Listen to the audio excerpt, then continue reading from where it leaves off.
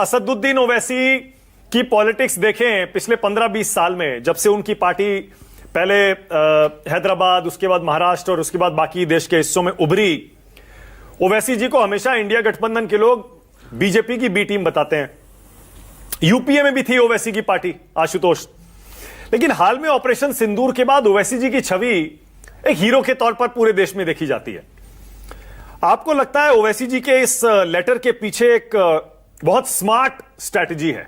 India गठबंधन को, लालू यादव, तेजस्वी यादव को ओवैसी ने फंसा दिया है ये चिट्ठी लिख के। आशुतोष, देखिए, मानक दो चीजें हैं। पहली बात यह है कि अगर एमआईएम अगर कोई उभरती हुई पार्टी है, बिहार के अंदर एक बड़ी पार्टी बनने का सपना देखती, तो सबसे पहले वो सपना वो तेलंगाना में ही पूरा कर ले, क्योंकि तेलंगाना में ही वो पार्टी जो है वो 1 दर्जन सीटों से ज्यादा चुनाव नहीं लड़ती है। तो इसलिए ये कहना कि बिहार के अंदर कोई बहुत बड़ी फोर्स है या कोई बहुत बड़ी फोर्स बनकर इमर्ज करेगी और वो आरजेडी, कांग्रेस और महागठबंधन को पूरी तरीके से नेस्तनाबूद कर देगी, अपने आप में ख्याली पुलाव है, एक पॉलिटिकल, जिसे कहते हैं ना, राजनीतिक दांवपेच, इसके अलावा कुछ नहीं है। दूसरी बात यह, मुझे तो नहीं लगता कि महागठबंधन को एमआईएम को चिमटे से भी टच करने की जरूरत है। महागठबंधन पिछली बार अगर एमआईएम नहीं होती तो 0.07% का फर्क था इंडिया गठबंधन में और महागठबंधन के बीच, 0.07% का फर्क था। और कुछ अलग तरीके के आरोप लगते हैं, जो कि हमारे पास कोई सबूत नहीं, इससे आरोप लगाने कोई मतलब नहीं है। कायदे से होना यह चाहिए कि एमआईएम को अनकंडीशनल सपोर्ट जो है वो महागठबंधन को देना चाहिए, अगर वो वाकई में चाहती है कि भारतीय जनता पार्टी को सरकार बनाने से रोकना चाहती है तो। आशुतोष, मैं आपसे ऐसे जवाब की उम्मीद नहीं कर रहा था आशुतोष, और मैं इसलिए नहीं कर रहा था क्योंकि आपने भी एक नई नवेली पार्टी ज्वाइन की थी आशुतोष, और उस नई नवेली पार्टी से भी कांग्रेस के नेता शुरू में कह के थक गए कि भैया आप छोड़ दीजिए, मत लड़िए। लड़े आपने कहा सबको आके चुनाव लड़ने का, क्यों आप नहीं ओवैसी जी को चुनाव लड़ने का? नहीं, देखिए, फर्क इसमें यह है, फर्क यह है कि जब ओवैसी की पार्टी यह कहती है कि वो भारतीय जनता पार्टी को रोकना चाहती है, हाँ, मैं सिर्फ एक जो शोएब जमई साहब ने कहा कि वो भारतीय जनता पार्टी को रोकना चाहती है। अगर रोकना चाहती है तो सवाल पहला यह होगा, क्या एमआईएम अपने बल पे रोक सकती है? कि एमआईएम बिहार के अंदर उसकी अपनी सरकार बन सकती है? क्या अपने बल पे बहुमत ला सकती है? दूसरा, क्या अपने गठबंधन के साथियों के बल पे बहुमत ला सकती है? दोनों परिस्थितियां नहीं है। जब दोनों परिस्थितियां नहीं है तो उसके सामने एक विकल्प यह है कि या तो वो महागठबंधन के साथ गठबंधन करे, और अगर महागठबंधन उनके साथ गठबंधन नहीं करता है तो उसको सपोर्ट करे, क्योंकि आपका मिशन है। आपने ये नहीं कहा मेरी पॉलिटिक्स है, आपने कहा हमारा मिशन है।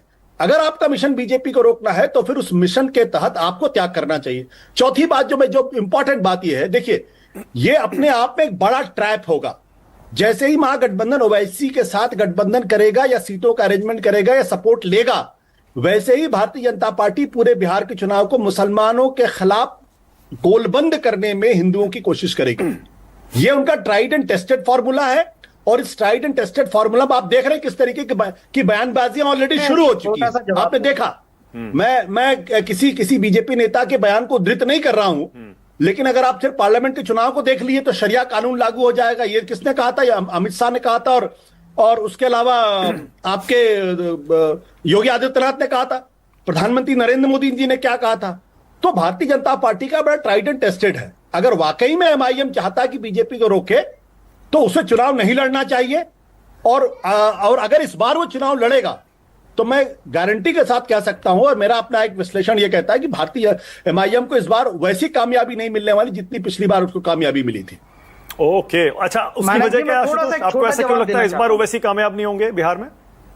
देखिए, अगर आप लोकसभा के चुनाव को देखें तो लोकसभा के चुनाव के दौरान दो पार्टियों में बहुत जबरदस्त दबाव था।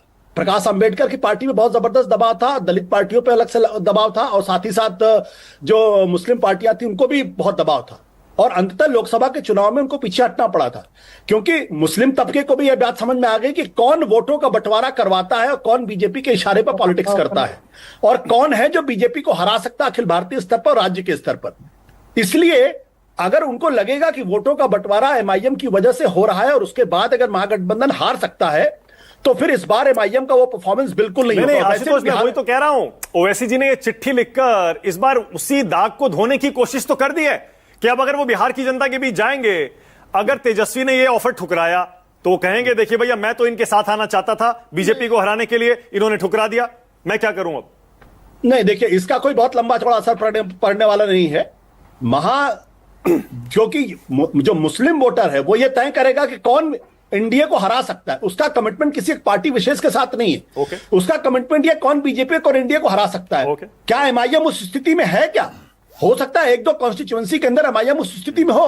अगर उसे कॉन्स्टिट्यूएंसी में अगर वो उस स्थिति में होगी तो एमआईएम को वोट पड़ेगा, ठीक है। और अगर नहीं होगी तो फिर वहां एमआईएम का सफाया हो जाएगा। ठीक है। इसलिए बिहार के स्तर पर जो, फिर मैं कहता हूं कि देखिए ये एक बहुत चतुराई भरा कदम है, ताकि अगर तेजस्वी ये कदम अगर स्वीकार कर लेते हैं, एमआईएम को जोड़ देते हैं, तो ये उनके लिए पॉलिटिकल सुसाइड होगा, इसके अलावा कुछ नहीं होगा।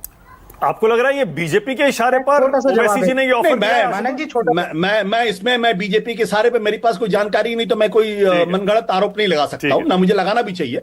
लेकिन पॉलिटिकली जो मैं देखता हूं उसके हिसाब से ये महागठबंधन के लिए सुसाइड होगा अगर वो इस ऑफर को स्वीकार करते हैं या इस पर चर्चा भी करते हैं। ठीक है, बहुत बढ़िया।